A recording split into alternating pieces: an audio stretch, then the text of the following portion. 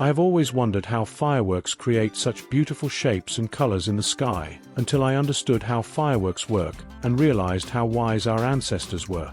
The fireworks we see most often are aerial fireworks, which consist of a launch tube, gunpowder, projectiles, and a fuse.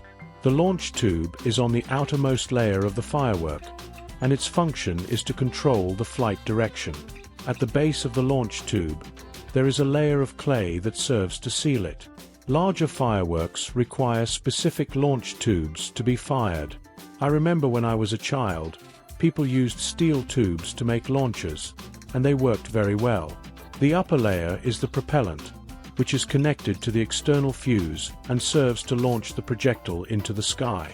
The sphere above is the central part of the firework, filled with projectiles.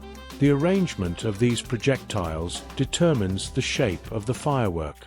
For example, if the projectiles are arranged in a circle, the firework will be circular. The color of the fireworks is determined by the chemical elements in the projectiles. For example, strontium produces red, barium produces green, copper produces blue, and aluminum and magnesium produce flashes.